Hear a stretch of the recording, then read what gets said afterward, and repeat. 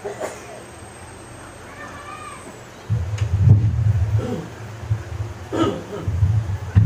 aklat po ng Sefanyas, Kapitulo 1, talatang 1 hanggang 3 at Kapitulo 2, talatang 1 hanggang 3. Ang salita ng Panginoon na dumating kay Sefanyas na anak ni Cusi, na anak ni Gedalias, na anak ni Amarias, na anak ni Ezekias, ng mga karawan ni Josias, na anak ni Amon na hari sa Huda. Aking lubos na lilipulin ang lahat ng mga bagay sa ibabaw ng lupa, sabi ng Panginoon. Aking lilipulin ang tao at ang hayop, aking lilipulin ang mga ibon sa impapawid, at ang mga isda sa dagat, at ang mga katiglisuran na kasama ng mga masama. Aking ihiwalay ang tao sa ibabaw ng lupa, sabi ng Panginoon.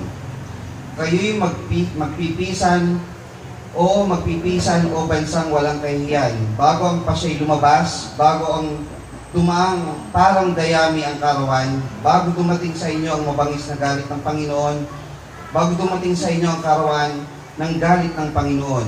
Hanapin ninyo ang Panginoon, ninyong lahat na maamo sa lupa, na nagsigawa ayon sa kanyang kahatulan. Hanapin ninyo ang katwiran, hanapin ninyo ang kaamuan, kay pala ay malilingid kayo sa karawan ng galit ng Panginoon. Purihin ang Panginoon sa muling pagkarinig po ng kanyang banal na salita.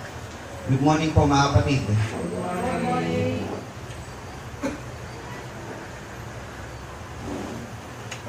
Ang ating pong binasa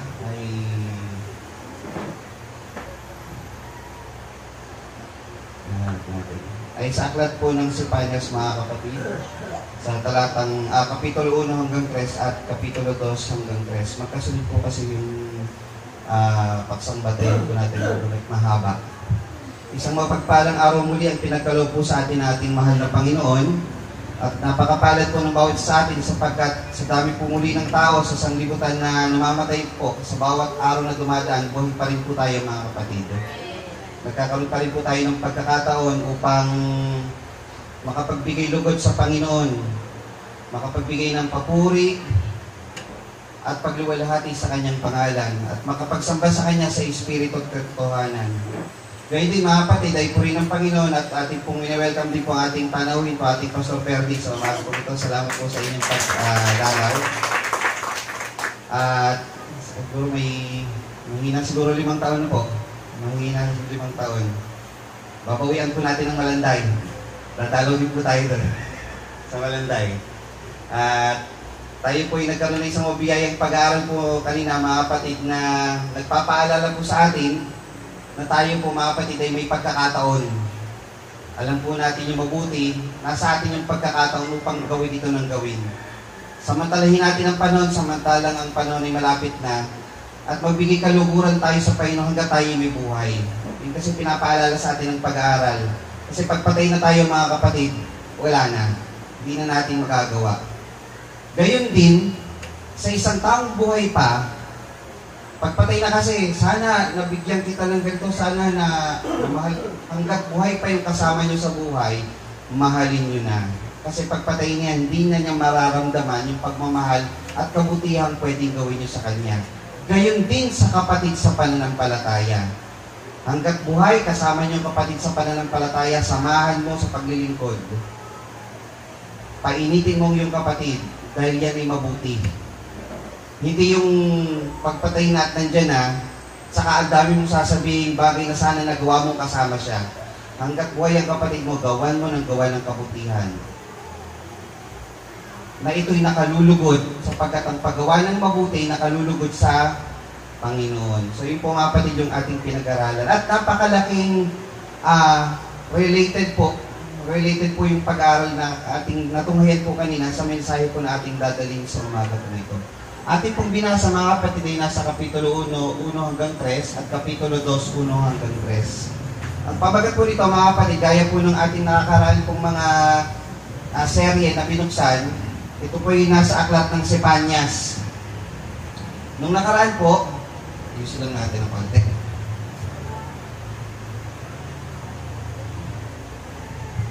Yan. Nung nakaraang mga buwan, natalakay po natin yung Honas, Habakuk, yung Hagay, natapos po natin mga nakakaraang mensahe. Ngayon po yung aklat po ng Sefanyas ang ating tutunghayan. Meron po itong 3 kapitulo lamang, so marami pong mga talata po sa aklat na ito ang ating madadaanan po sa umagang ito sa mensahe po na ating pagsasalusaluhan. Ang ating pong pamagat, aklat ng Sefanyas, at ang ating pong tema, mga aral sa aklat ni Sefanyas. At ang ating pong pagsambatayan ay nasa dito po sa 2 kapitulo. Ito po mga kapatid ay naawit po natin nung Miyerkules. Sino po yun nandito nung Miyerkules? Ako po yun nasa tanging awit.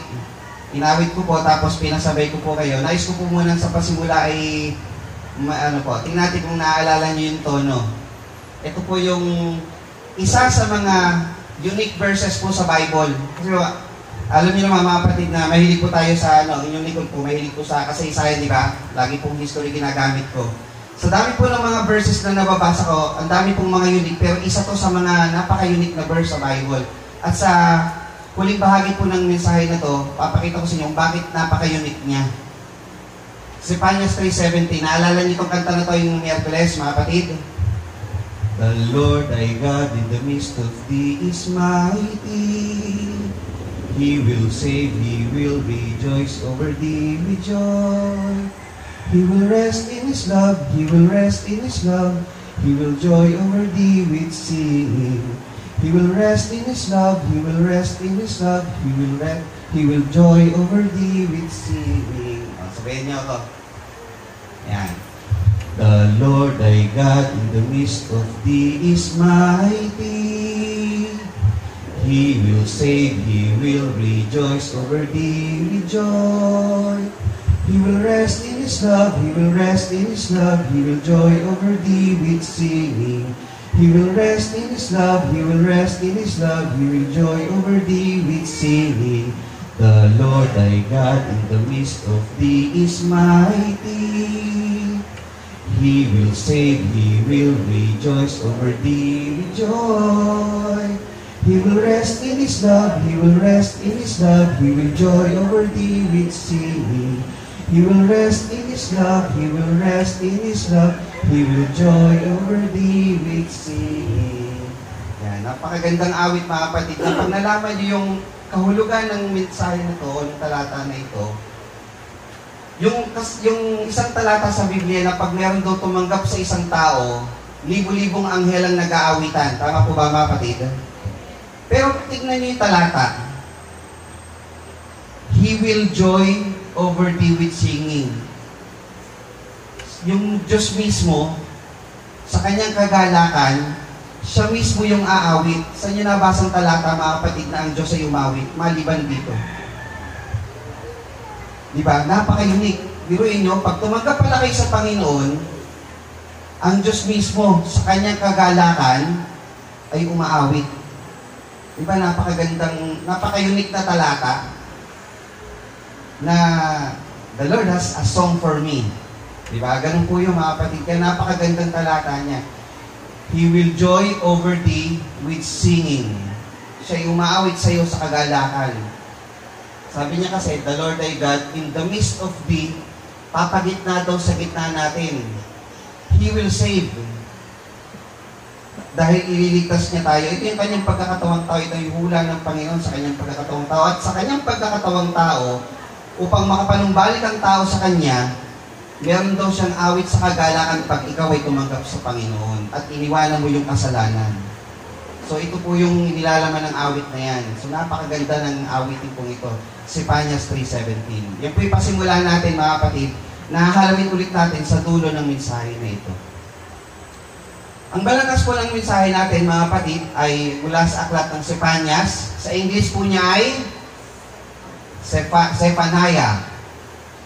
Sa ano po niyan, sa Hebrew po niyan, God hides. Hindi po siya yung nagtatago. Kumbaga, may itinatago siya. Mamaya, babalikan po natin ibig sabihin ng Zephaniah God hides. Babalikan po natin yan sa bandang dulo po ng mensahe. Kung gano'ng ang galing ng pangalan ni Zephaniah may malaking kinalaman doon sa kabuuan din ng kanyang isinulat. Ito po ay may 3 kapitulo, 53 talata. Ang sumulat po ay si Propeta Sefanyas at ang kanyang mga susing talata ay nasa 3 bahagdan ng mga talata po na ito. 1:3, 1:1 hanggang 3, 2:1 hanggang 3, at 3:17 ng Sepanyas. Ngayon tanong mga kapatid, bago yung tanong, bigyan natin ng pasimulang outline po yung aklat ng Sepanyas na dito po natin susunod-sunurin yung ating talataan. Kayo po ba mga kapatid, tatanungin ko, pagka kayo po yung babasa ng Lumang Tipan, lalo sa mga ganitong aklat, dinadaanan niyo po ba yung Sepanyas? Honestly. Dinadaanan niyo? Usually kasi yun, nandun sa mga bandang aklat na yun, Obadias, Nahum, Oseas, hindi halos nadadaanan eh. Pero nung huling mensahe natin sa ating Pastor Ramil, ang huling talata na kanyang binasa po, kung inyo natatandaan, ay sa Sepanyas 1. Tama po ba, Ramil? Hindi po kami nag-uusap noon, pero itutuloy natin yung kanyang binasang talata sa Sepanyas. Nagulat po ako nung binasa niya kasi sasabihin ko pa naman, bihira kasi yung gumagamit ng talata na galing sa Sepanyas. Tapos bumasa siya.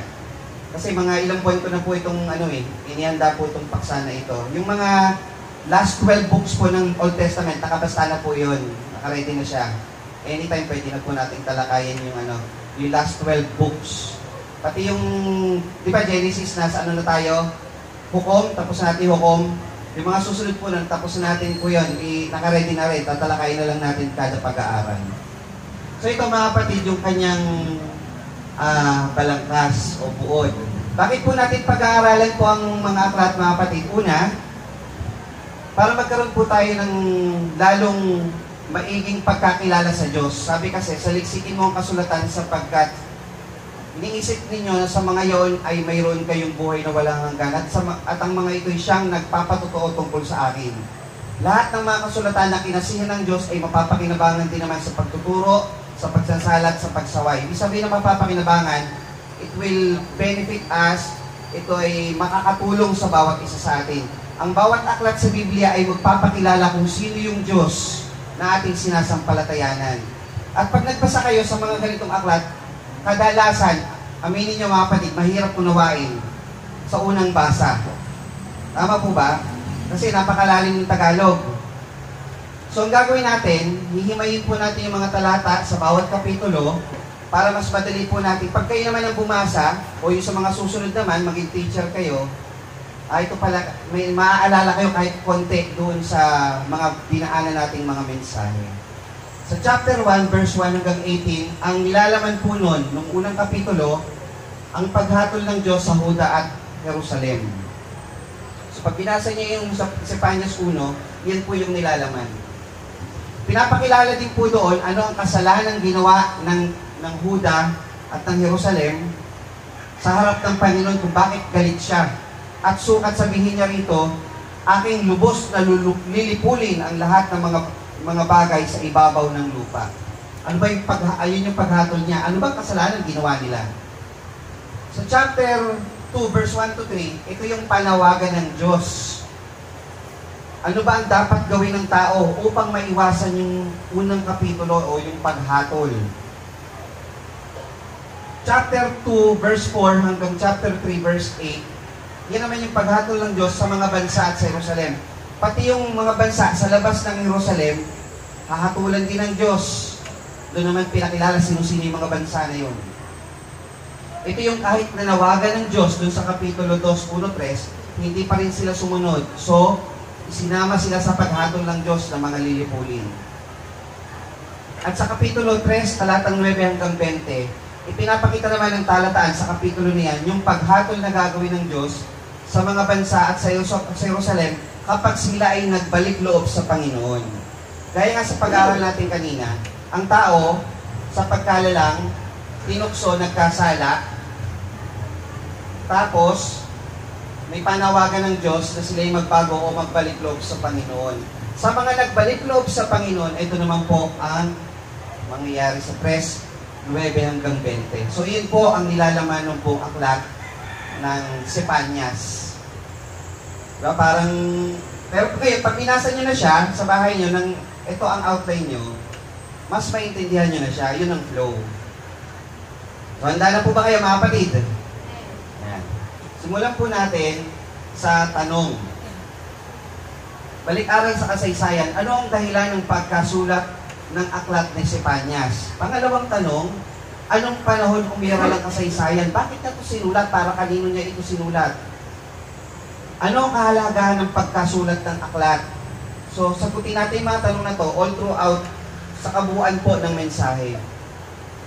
Sa Sepanyas 1:1, napaka-linaw po ng sinulat ni Sepanyas dito kung sino siya, saang panahon siya nanggaling.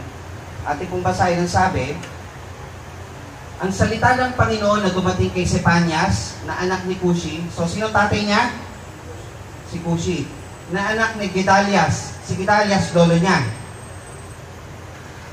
Na anak ni Amarias. Sino si Amarias? Lolo ng tatay niya. Sabi, ano ba tawag doon? Nuno ba yun? Nuno. Na anak ni Ezekias. Sabihin, nuno sa apo sa talampakan to si ano? Tama ba gano'n? Nuno sa apo sa tuhod. Mas mababa pa apo sa talampakan. Si Ezekias hari din ito eh. So si Sepanyas, ang lineage pala niya, galing siya sa lahi ng isang hari, si Ezekias. Lolo niya si Gedalias, na ang lolo nun si Ezekias. So meron siyang talaan ng salilahi. At nangyari yung kanyang ministeryo ng mga kaarawan ni Josias na anak ni Amon. Si Josias, hari sa Huda.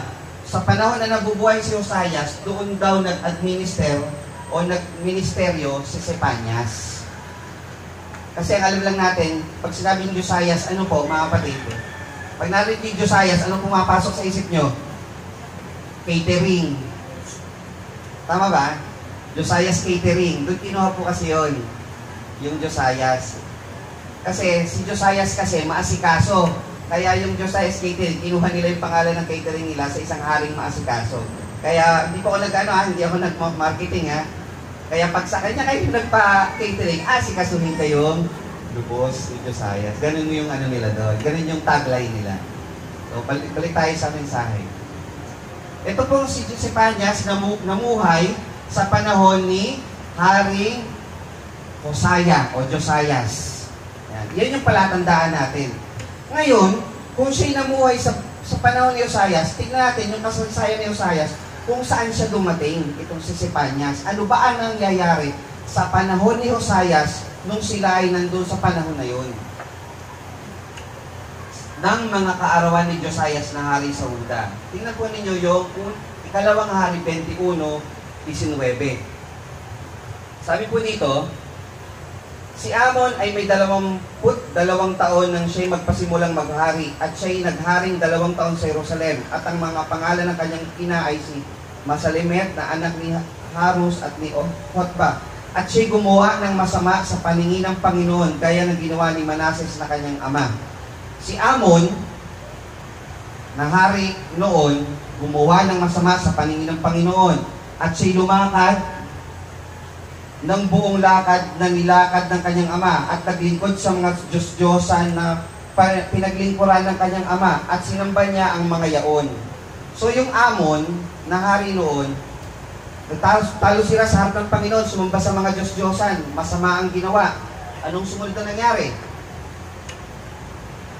At binayaan ng Panginoon ang Diyos ng kanyang mga magulang at hindi lumakad sa daan ng Panginoon. At ang mga lingkod ni Amon ay nagsipagbanta laban sa kanya at pinatay ang hari sa kanyang sariling bahay. Sa ganoon na siya kasama.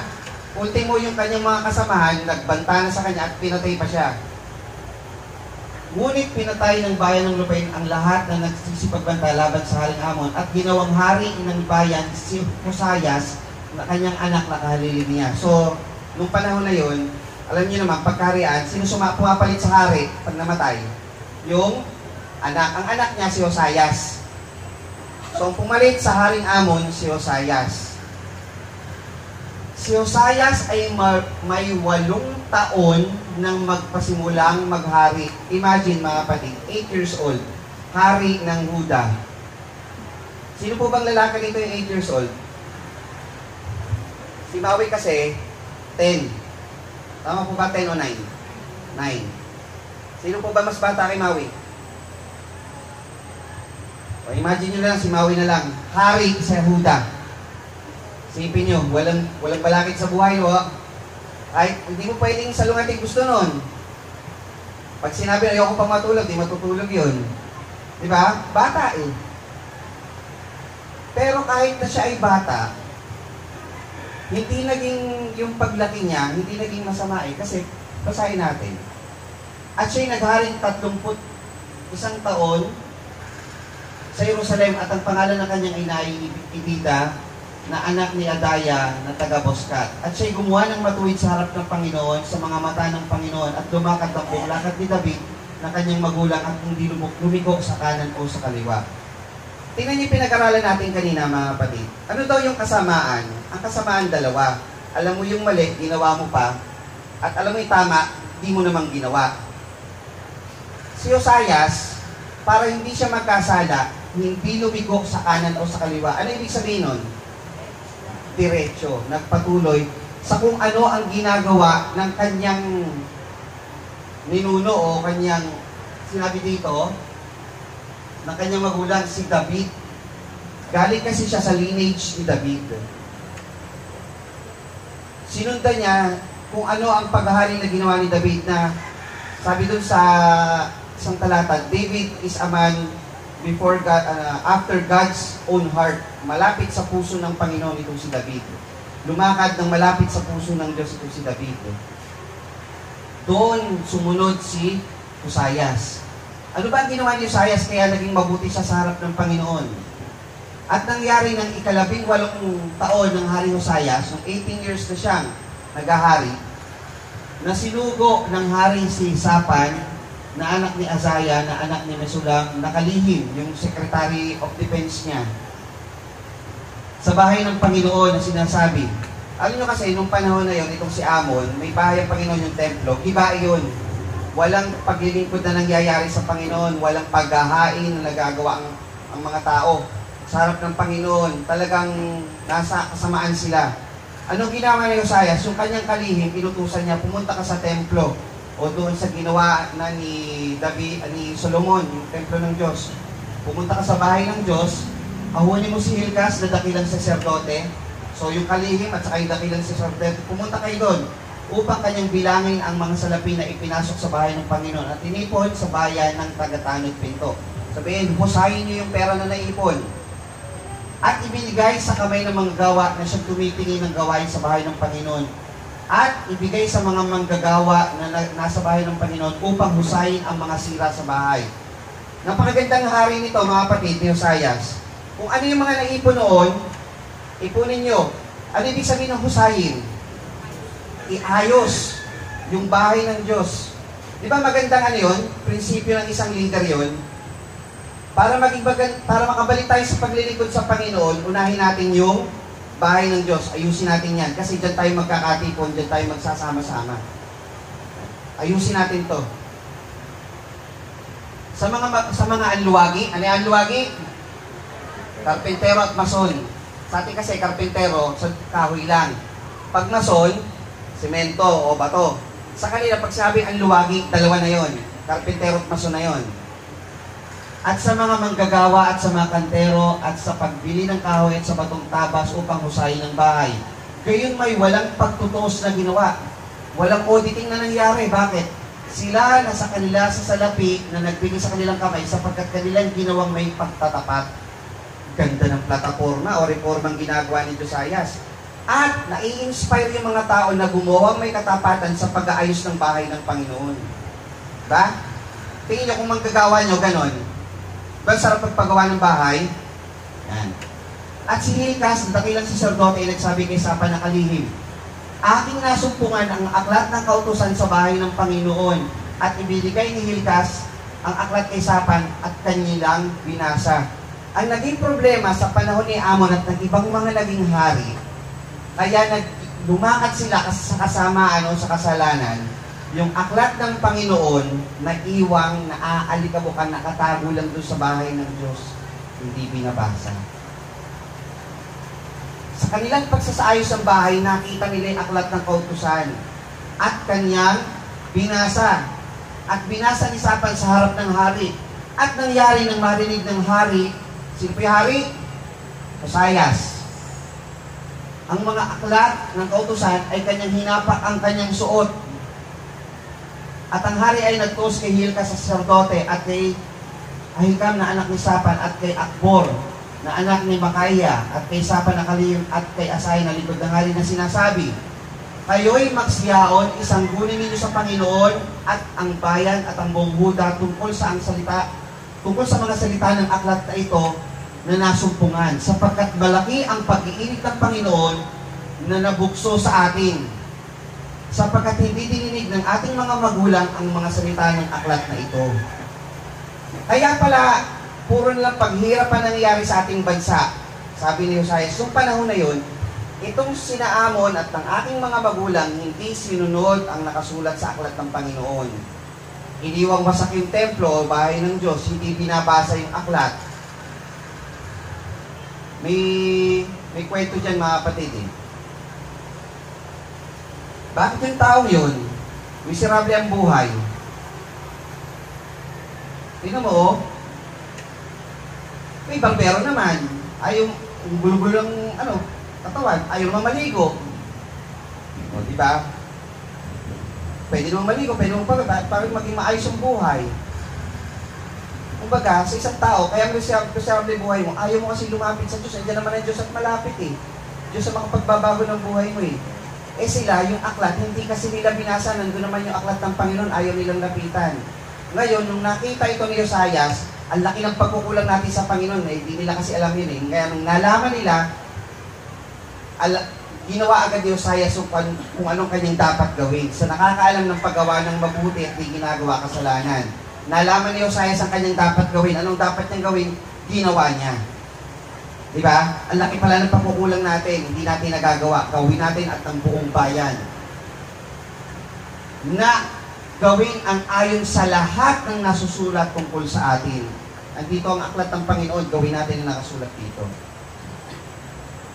At sumampa ang hari sa bahay ng Panginoon at ang lahat ng lalaki sa Huda at ang lahat ng mga taga-Jerusalem na kasama niya at ang mga saserdote at ang mga propeta at ang buong bayan maliliit at gayon din ang malalaki at kanilang binasa sa kanilang pakinig ang lahat ng salita ng tipan, ng aklat ng tipan na nasumpungan sa bahay ng Panginoon, saka ito binasa. So, nung nabasa nila, nalaman nila ang mga dapat gawin. Kayo ba mga kapatid, nabasa na ba natin ang mga ayon sa nasusulat, mga kapatid, na dapat natin gawin? Ano na lang ang dapat natin gawin? Tuparin. Gawin ang nakasulat. Ngayon, at ang hari ay tumayo sa tabi ng haligi at nakipagtipan sa harap ng Panginoon upang lumakad ng ayon sa Panginoon at upang ingatan ang kanyang mga utos at ang kanyang mga patotoo at kanyang mga palatuntunan ng buong puso at ng buong kaluluwa upang tuparin ang mga salita ng tipang ito na nasusulat sa aklat na ito at ng buong bayan na nananayo sa tipan. So si Josias, ito yung panahon na natagpuan niya na yung aklat ng Panginoon at gumawa siya ng reforma sa Israel, sa Huda at sa Huda upang sila'y magbuti, pabutihin ang buhay ng naaayon sa kalooban ng Panginoon.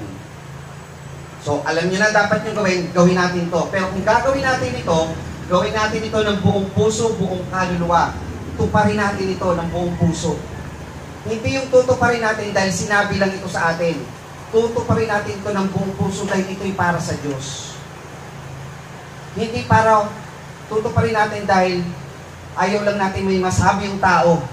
Hindi, tutuparin natin ito dahil ito ang nararapat para sa kasiyahan ng Panginoon. Yan ang gustong reforma na ginagawa ni Josias. Ngayon, nandito sa panahon na ito ang isang hari, si Haring Josias, isang mabatuwid na tagapanguna. Dagdagan ng isang aklat ng kautusan na isang tamang gabay kung anong dapat reformang gawin. Maganda na ba ang kalalabasan, mga kapatid? Tingin nyo, may tagapanguna kang, may magandang vision, at meron kang tamang gabay. Maganda magiging resulta? Amen. Dagdagan pa natin ng pagbabasa, pakikinig, pagpapakumbaba, pagsunod. Ito yung mga tamang katugunan. Mas maganda ng kalalabasan? Sagot kayo mga kapatid. Dagdagan pa natin ng isang propeta na magpapaalala sa kanila. Dito dumating si Sepanias upang sumuporta sa isang hari na may magandang pananaw upang ipamalakad ng matuwid ang ayon sa kalooban ng Diyos. And between these four, isang magandang hinaharap ang mangyayari sa Jerusalem. Isang magandang hinaharap ang mangyayari sa Huda. Diyan papasok yung sulat ni Sepanias. So yun yung background kung bakit sinulat ito ni Sepanias. Kung si Hosayas, ginagamit yung aklat ng kautusan upang magpaalala sa mga tao, sumulat din si Sepanias sa mga taga-Huda, sa mga taga-Israel upang ipaalala sa kanila bilang suporta kung ano pa ang mga dapat natin gawin bilang mga taga-sunod ng Diyos. Balikan natin yung background. Ito na yung sinulat ni Sepanias. Chapter 1, verse 1 to 18. Meron kasing dalawang pangunahin na suliranin at kasalanan na ginagawa ang Israel at ang Huda. Basahin natin yung dalawang bagay na yun. Sabi po dito, Kapitulo 1, talatang 2 sa 3. Aking lubos na lilipulin ang lahat ng mga bagay sa ibabaw ng lupa, sabi ng Panginoon. Gusto niyo bang mapasama doon? Mga kapatid, gusto niyo mapasama doon sa lilipulin? Ibig sabihin, ito'y babala ng Panginoon. Aking lilipulin ang tao at ang hayop, aking lilipulin ang mga ibon sa inyong papawid, ang mga isda sa dagat, ang mga katitisuran. Nakasama ng masama, aking ihiwalay ang tao sa ibabaw ng lupa, sabi ng Panginoon. 4 to 6. Isa-isahin na natin yung talata. Aking iniuunat ang aking kamay sa Huda at sa lahat ng nananahan sa Jerusalem. Aking ihiwalay ang nalabi kay Baal. So yung mga natira, remaining to Baal, sa daong ito, at ang pangalan ng mga tiyemarim, 10 ng mga saserdote, at ang mga nagsisisamba na natatanaw sa langit, mga sa bubungan ng bahay, at ang mga nagsisisamba na nanunumpa sa Panginoon at nanunumpa sa pangalan ni Malcam. Ang unang suliranin ng mga tao na gagalitan ng Panginoon ay yung pagsamba sa Diyos-Diyosan. Sumasamba ka sa Panginoon, nanunumpa ka rin sa pangalan ni Malcam. Sumasamba ka sa Diyos, sumasamba rin kay Baal. Anong tawag doon? Hindi kayo makapaglilingkod sa dalawang Panginoon. Galit na galit ang Diyos sa mga Diyos-Diyosan. Inialis ko kayo sa Ehipto, nakarating kayo sa lupang pangako, sabi ng Panginoon, doon sa hukom pinag-aralan natin, pag napunta kayo sa lupang pangako, lahat ng mga tao dyan, lipulin nyo, kayo lang dapat ang nakatira. Ano ginawa ng Israel? Hindi nila pinatay, nakipanayam sila kasama ng mga yon. Kaya yung Diyos-Diyosan ng mga tao rito, imbis na mahawahan nila na kayo sumamba sa tunay na Diyos, sila sumamba doon sa Diyos-Diyosan na Diyos ng mga tao doon sa lupang pangako, doon sa Israel. Diba? So ngayon sila, sumasamba kay Baal, sumasamba kay Malcam, sumasamba rin sa Diyos. Galit na galit ang Diyos dyan. Kaya yung mga tao na yan na sumasamba sa Diyos-Diyosan, lilipuli ng Diyos yan. Tingnan niyo mga kapatid yung Galatia. Pansinin natin.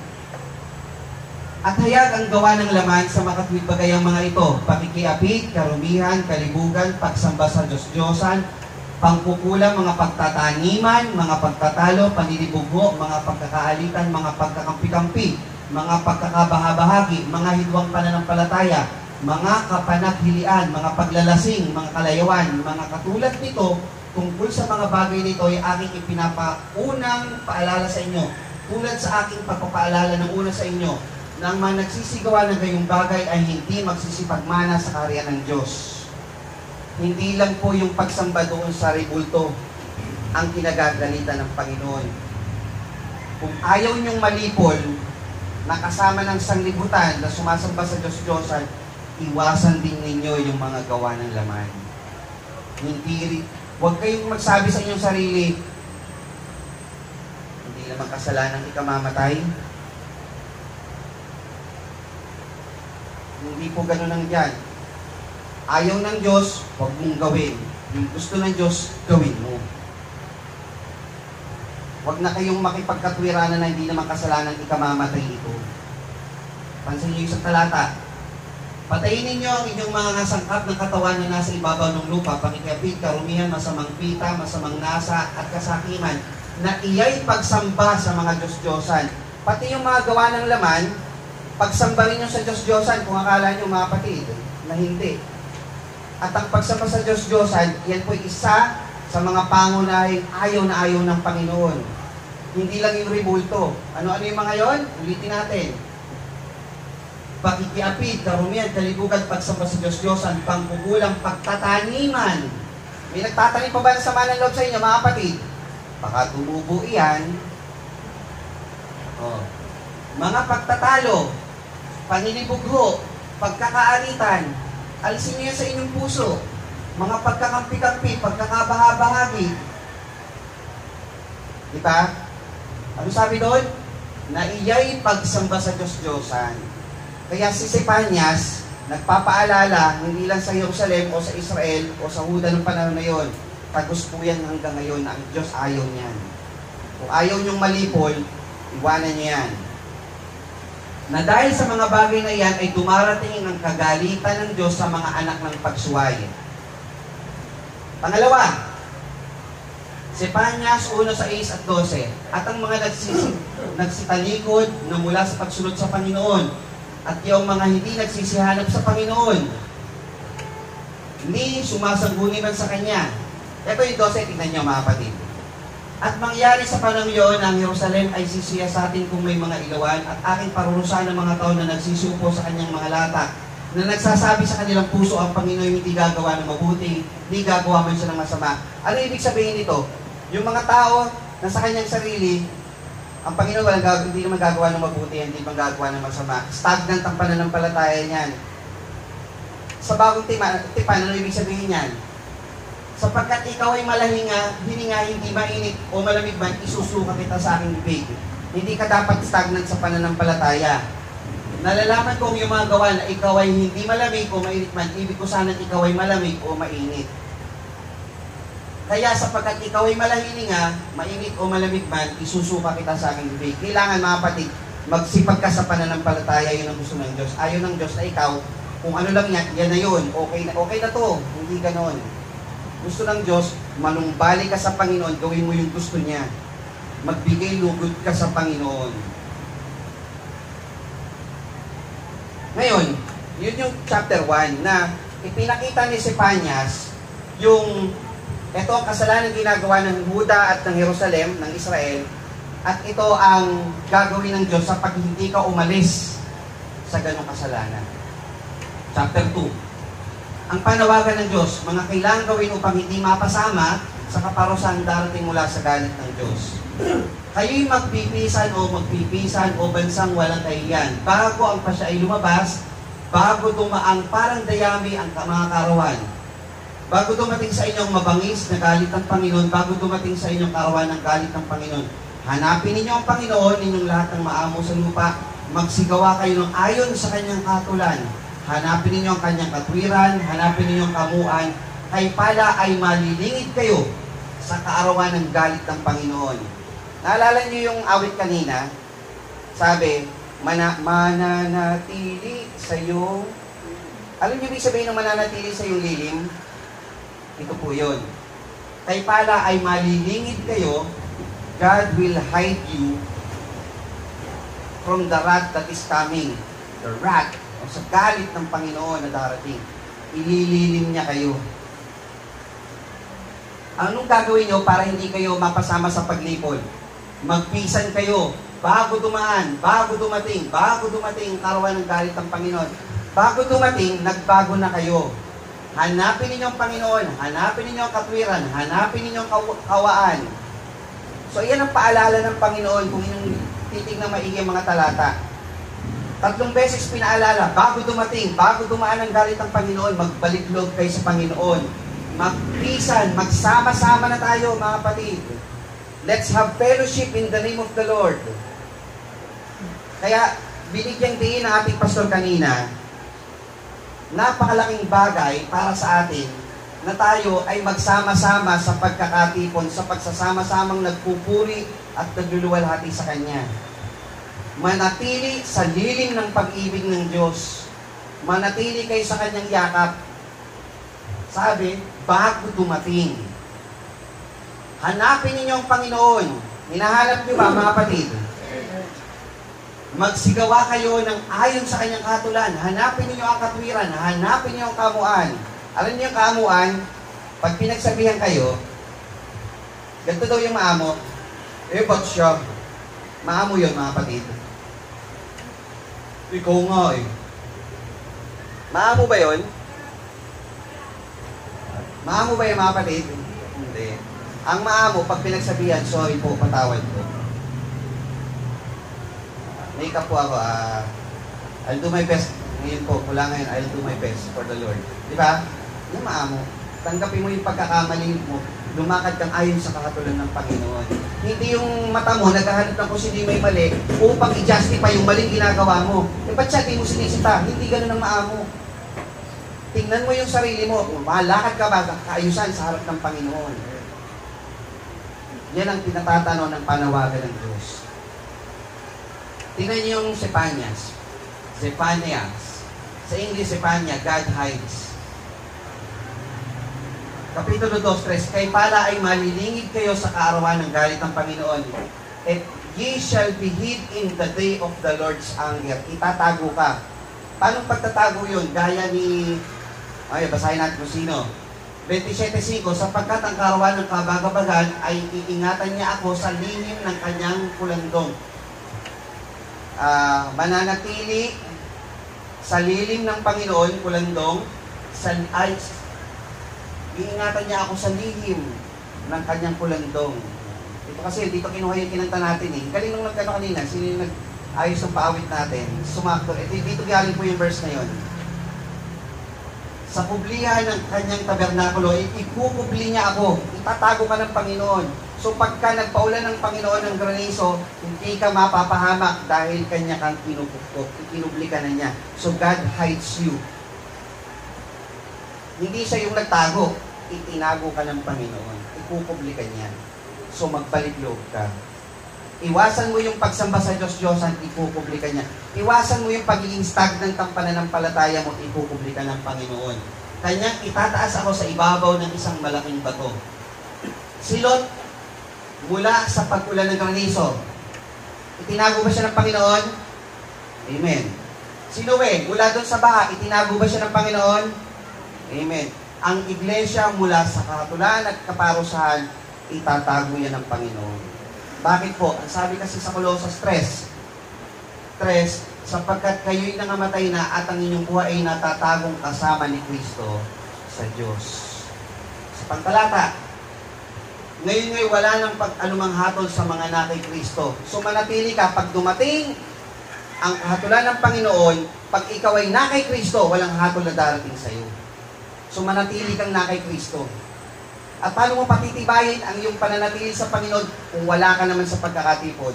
Dahil yung mga salita ng Diyos na mapapakinggan mo, yun ang magpapatibay sa pananampalataya mo upang ikaw ay manatili sa Kanya. Kaya ganun po yung talata. Walang hatol sa mga na kay Kristo. Hindi ibig sabihin, nagpabautismo na ako, anytime pwede na akong kumuha ng kung ano, ligtas na ako, hindi ganun ang ibig sabihin nun. Ang ibig sabihin nun, wala nang hatol sa mga na kay Kristo, manatili ka sa Kanya para walang hatol na dumating sa iyo. Sapagkat ang lalaki, pangulo ng kanyang asawa, gaya naman ni Kristo na pangulo ng iglesia, na siya rin ang tagapagligtas ng katawan. So pag nanatili ka sa iglesia, yan yung ililigtas ng Panginoon, nandun ka. Papalad po ba tayo, mga kapatid? So God will hide us from His anger. Chapter 2, verse 4 to 8. Ito naman, mga kapatid, hindi na po natin mabasahin ng buo, kayo na po bumasa. Ang nakalagay po dyan, paghatol ng Diyos sa mga bansa at sa Jerusalem, inisa-isa po dyan. Yung mga bansa, kagaya ng Sodoma at Gomorrah, bansa ng Chereteo, Ekron, Asdod, Gaza, Moab, Ammon, Ethiopia. So isa-isa mga bansa, sinabi dyan. Gigibay ng Assyria, ang Ninive. So lahat yan sisirain ng Panginoon. Dahil sila hindi nanumbalik sa Panginoon. So yun po yung talatang 4 hanggang 8. Ngayon, tingnan natin yung huling bahagi ng aklat. 3:9 hanggang 20. Ito naman yung pag-asa para sa mga bansa at sa Jerusalem, pag-asa para sa mga aalis sa kasalanan, tatawag ng buong puso sa Diyos at maglilingkod ng may pagkakaisa. Take note mga kapatid, maglilingkod ng may pagkakaisa. Hindi pwedeng ako naglilingkod, ako na bahala sa sarili ko. Hindi po pwedeng ganun. Kailangan meron kang pakikipagkaisa. You have your fellowship with your fellow Christians. Hindi ka makapaglilingkod na mag-isa sa Panginoon. Kahit nga sa Mateo, sa 2 o 3 na nagkakatipon sa kanyang pangalan, nandun ako sa kanilang kalagitnaan, sa inyong kalagitnaan. Hindi mo pwedeng sabihin, okay na ako ng ganito, kahit hindi na ako sumama sa mga grupo-grupo. Hindi pwedeng ganun. Kasi alam mo na yung mabuti. Mabuti bang sumama sa choir? Humina na po. Ulitin natin yung tanong.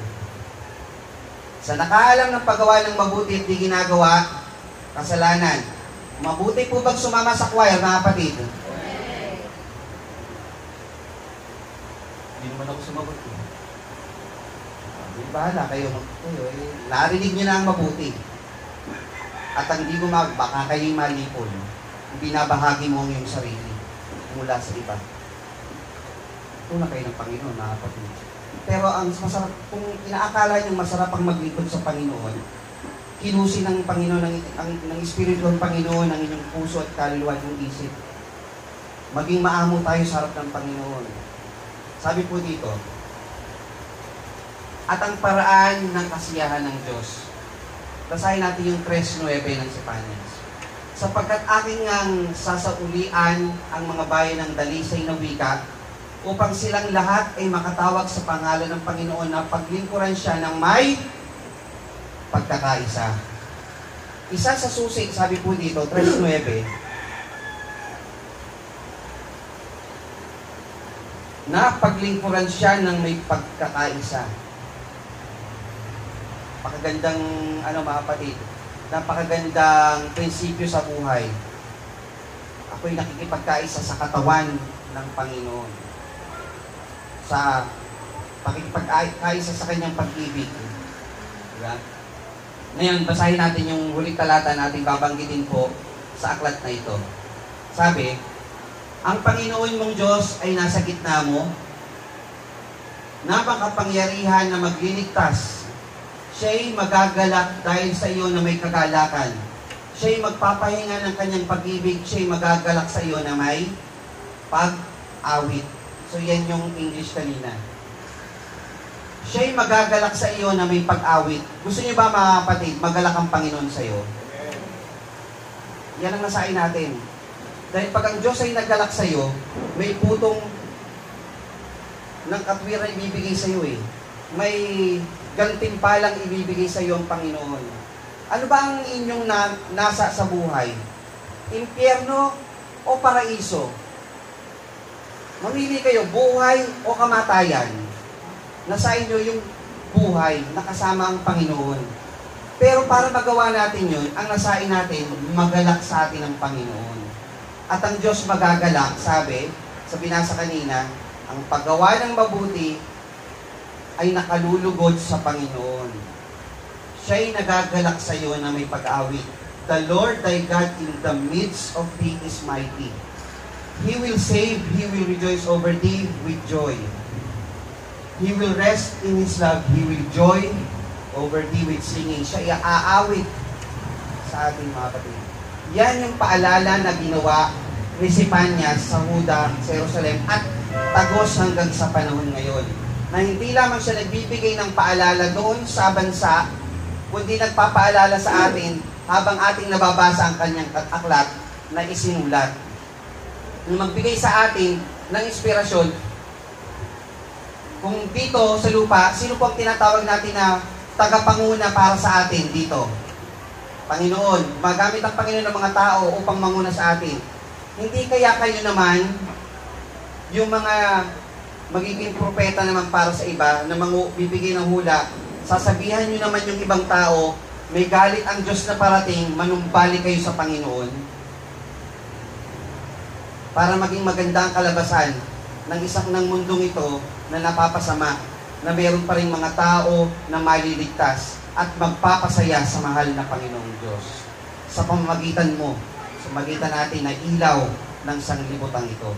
Kaya nga po mga kapatid, ito po ang ating mensahe sa umaga nito na ating pong pakaisipin at tumagos po sa ating puso, may panahon pa sa bawat sa atin. Umalis tayo sa masamang gawa, gawin natin ang ayon sa kalooban ng Panginoon. Gaya ni Oseas na nakita at nabasa ang aklat ng Panginoon, ginawa nila ito ng buong puso at pagsunod ng naayon sa kanyang banal na kalooban. Muli isang magandang umaga po sa inyo lahat. Maraming salamat po sa ating mahal na Panginoon. Tayo po sama-samang tumindig at awitin po natin ang tinapay.